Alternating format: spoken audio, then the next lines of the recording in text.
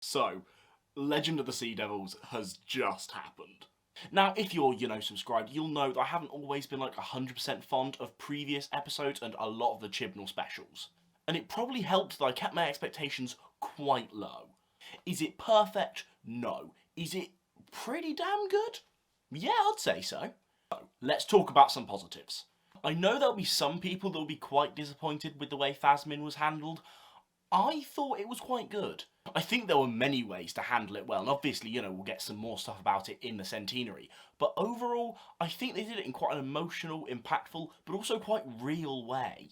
Yeah, there'll definitely be someone out there that, wanted, like the big kiss and like the big moment, but this did feel quite real. I don't think I'd have been opposed to the way, if they did the big kiss, but I was quite happy with the way it was dealt with here. I also think in terms of characters, the way they set things out worked really well here. Giving the Doctor and Yaz some time on their own to kind of, keep looking at that relationship whilst also having the adventure worked really well. And I also think Dan was helped by the fact of, the characters he was allowed to bounce off. This is probably one of my favourite Dan episodes. I really enjoyed him here. I also think the entirety of the supporting cast worked really, really well. They were just really fun in their roles. All the actors worked really well. I thought they were a lot of fun. I also thought the Sea Devils worked quite well. I think their plot worked quite well. I think, they worked as quite menacing villains. There's a couple of negatives that I'll get on about the Sea Devils, but overall I did quite like them. I thought they worked well, and I'm glad that we, got to see them from the classic era. Now, what would be some nitpicks if I were to make any? I think the first 20 minutes, while fun, is a little meandery.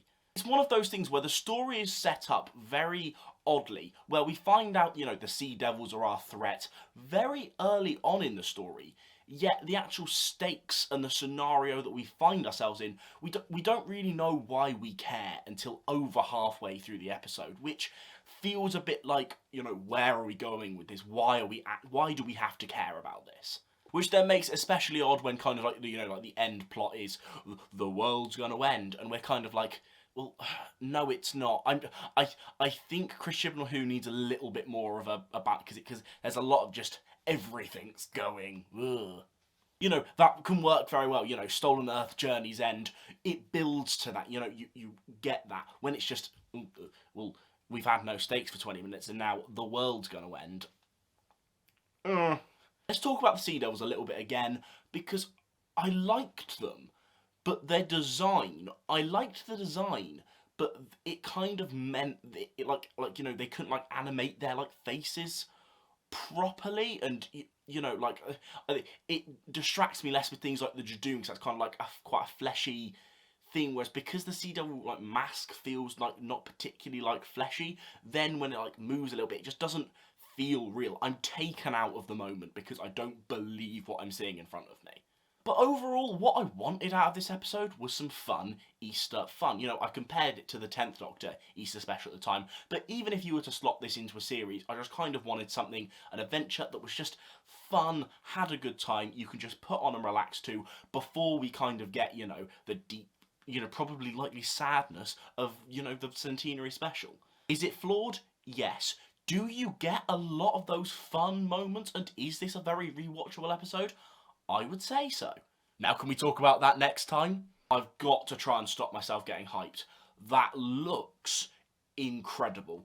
That looks so class. Obviously Ace is coming back. You've got, Daleks, Cybermen, Master.